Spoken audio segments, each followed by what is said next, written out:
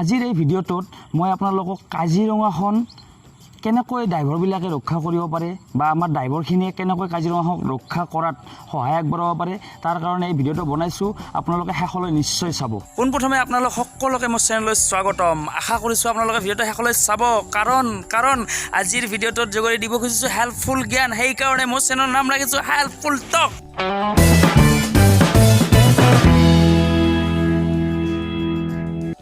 কাজিৰঙা ৰাষ্ট্ৰীয় উদ্যানখন আমাৰ অসমৰ গৌৰৱ। ইয়াত এশিঙীয়া গড় পোৱা যায় বাবে বিভিন্ন দেশৰ পৰা বিভিন্ন ধৰণৰ বিভিন্ন টুৰিষ্ট আমাৰ অসমলৈ আহে। কিন্তু বাৰিষা কালত বানপানীৰ কাৰণে জীৱ জন্তুখিনিৰ বহুত সমস্যাৰ সন্মুখীন হ'ব লগা হয়।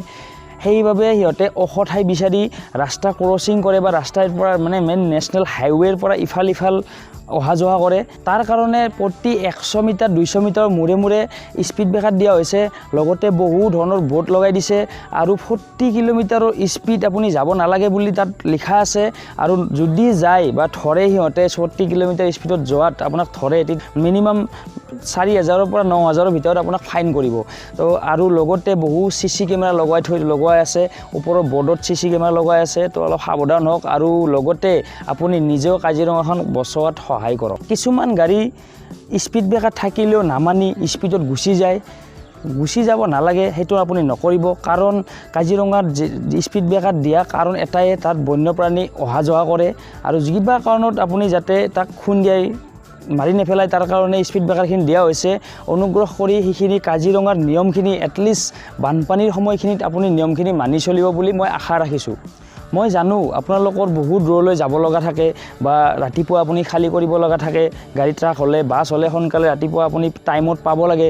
কিন্তু তথাপি এই বানপানী সময়ছোৱাখিনিত আপুনি এটলিষ্ট কাজিৰঙাৰ নিয়মখিনি মানি চলক বুলি মই অনুৰোধ জনাইছোঁ।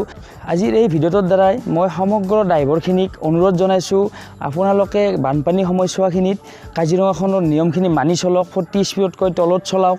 কাৰণ বানপানীৰ সময় বেছি সময় নহয়, 2 মাহ বা 3 মাহ থাকিব বা 1.5 মাহ থাকিব। তো এইখিনি সময়ছোৱাত আপুনি অলপমান মেনেজ কৰি কিনে এইখিনি মানি চলক। আপোনালোকে সকলোৱে এই ভিডিঅ'টো শ্বেয়াৰ কৰিব, কাৰণ এই ভিডিঅ'টো আমাৰ সমগ্ৰ অসমবাসীৰ কাৰণে অতি দৰকাৰী ভিডিঅ' হয় বুলি মই জানো। কিন্তু আপোনালোকে শ্বেয়াৰ কৰাটো আপোনাৰ দায়িত্ব। আপোনাৰ যদি জীৱ জন্তুৰ প্ৰতি মৰম আছে বা কাজিৰঙাৰ প্ৰতি অলপো মৰম আছে, তেতিয়াহ'লে এই ভিডিঅ'টো নিশ্চয় শ্বেয়াৰ কৰিব বুলি মই আশা কৰিছোঁ। আজিৰ এই ভিডিঅ'টো এইখিনি কৈ মই সমাপ্ত কৰিছোঁ।